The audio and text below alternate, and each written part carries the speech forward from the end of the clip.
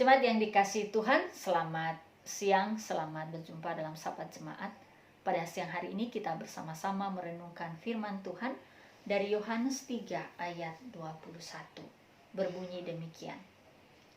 Tetapi barang siapa melakukan yang benar, ia datang kepada terang, supaya menjadi nyata bahwa perbuatan-perbuatannya dilakukan dalam Allah. Jemaat yang dikasihi Tuhan, bagian ini menarik sekali untuk kita renungkan.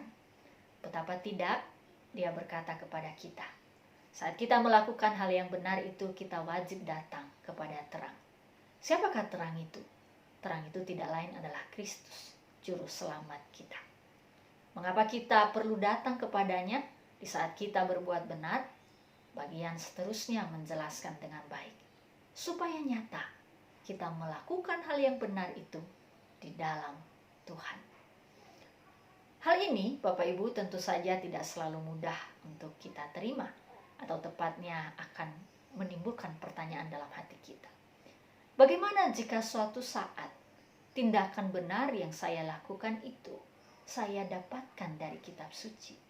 Yang saya tahu adalah perintah Tuhan. Yang saya tahu adalah panggilan Tuhan dalam hidup saya. Akan tetapi bagian ini berkata, saya masih perlu lagi datang kepada terang supaya nyata bahwa hal itu dilakukan di dalam Tuhan.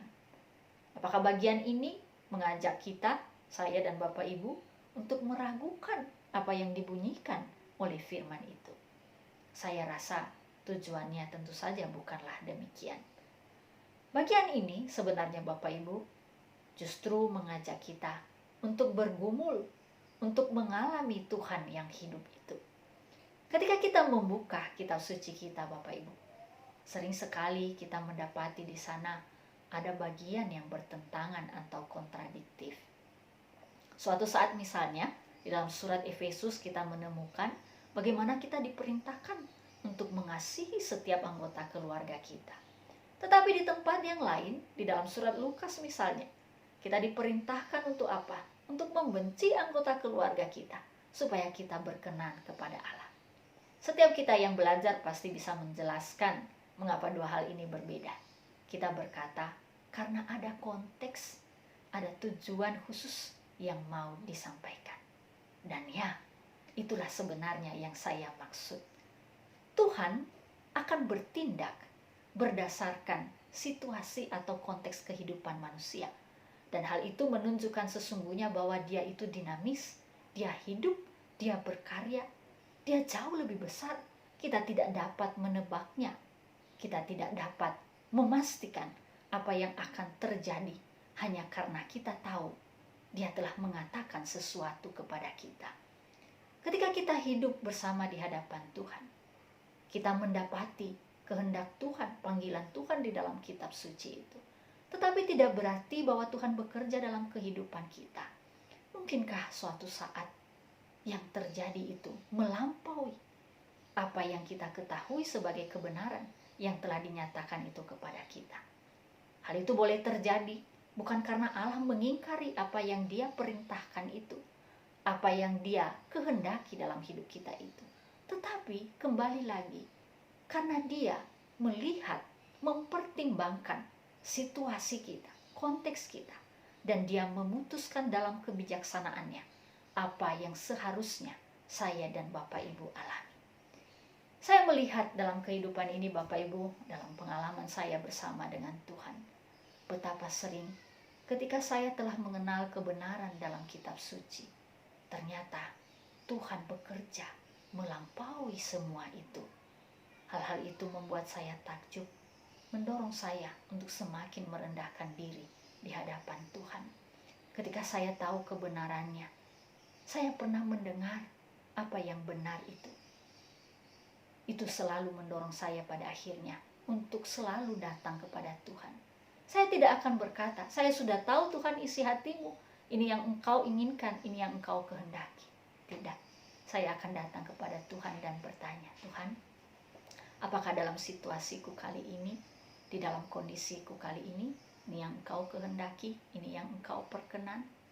Ketika kita melakukan hal itu Bapak Ibu, Disitulah kita mengalami sesungguhnya yang dikatakan oleh kalimat terakhir itu menjadi nyata bahwa kita melakukannya di dalam Dia. Ya, kita telah mendapatkan kebenaran itu, tetapi kita kembali bersimpuh dan berlutut di hadapan Tuhan. Kita tidak serta-merta berkata bahwa pasti ini yang akan terjadi, ini yang dikehendaki oleh Tuhan. Tidak. Kita dalam hal ini bukan berarti meragu-ragukan, tetapi mencoba mengenali lebih jauh lagi apa yang ingin Tuhan kerjakan kali ini di dalam situasi kita, di dalam perkara kehidupan kita. Mungkinkah sesungguhnya Tuhan sedang menyediakan sesuatu yang lain yang tidak kita bayangkan. Dan hal ini bukan berarti bahwa Dia mengingkari kebenaran yang sudah Dia berikan itu, melainkan karena Dia bertindak dengan mempertimbangkan kondisi kita, situasi kita, dan di matanya itu adalah hal yang sempurna, yang baik untuk kita terima sebagai anak-anaknya. Kiranya firman ini Bapak Ibu menolong saya dan Bapak Ibu untuk senantiasa tidak berhenti datang kepada Tuhan ketika kita telah mengenal atau bertindak benar itu. Kita semakin merendahkan hati kita kepada Tuhan dan membuka diri kita sebesar-besarnya untuk terus berkomunikasi, bertanya kepada Tuhan apa sebenarnya yang sedang ingin Dia kerjakan di tengah-tengah kehidupan kita.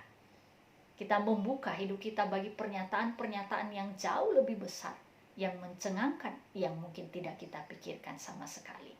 Bukankah kitab suci sendiri bersaksi kepada kita bahwa ada banyak pekerjaan Allah, dan kitab suci itu tidak akan pernah cukup untuk menceritakannya. Seperti juga seorang pemazmur, Bapak Ibu, lebih jelas lagi di bagian ini ketika dikatakan tidak ada seorang pun, bagian manapun dalam semesta ini yang mampu menampung pekerjaan-pekerjaan Allah. Itu artinya Bapak Ibu, bahwa setiap kebenaran-kebenaran yang kita kenal hari ini, yang kita dengar, yang kita percayai itu, sesungguhnya ada banyak hal yang jauh lebih besar yang belum kita ketahui, yang akan dikerjakan oleh Tuhan di tengah-tengah kita. Kiranya ini menjadi pengharapan kita dan kita terus bergiat membawa hidup kita setiap hari ketika kita melakukan hal yang benar itu di hadapan Tuhan. Mari kita berdoa. Allah Bapa yang mengasihi kehidupanku, aku berterima kasih kepadamu Tuhan. Engkau mengajariku tentang kebenaran, sehingga aku tahu bagaimana aku harus berbuat baik di dalam kehidupanku. Tuntunlah aku Tuhan, supaya pengetahuan itu tidak membuatku berhenti untuk menjumpaimu. Sesungguhnya Tuhan, pekerjaan-pekerjaan-Mu, kehendak-Mu masih sangat dalam, masih sangat tinggi, masih sangat lebar. Ada banyak hal yang tersembunyi yang tidak aku ketahui. Dan karena itu Tuhan, buatlah aku untuk selalu bergumul, bertanya kepadamu, mendapatkan isi hatimu itu, mendapatkan rencanamu itu, sehingga dengan demikian aku tidak salah melangkah, aku tidak salah menilai kehidupanku, peristiwaku, bahkan juga setiap kejadian di sekelilingku. Ini hidupku Tuhan, aku serahkan di dalam penyertaan-Mu yang kudus. Amin. Bapak Ibu, selamat melanjutkan aktivitas hari ini. Saya berdoa Bapak Ibu selalu di dalam pemeliharaan Tuhan. Mari bersama-sama kita terus bersatu hati datang kepada Tuhan, bertanya, bergumul, dan membuka hidup kita sebesar-besarnya bagi rencana-rencana Allah. Amin.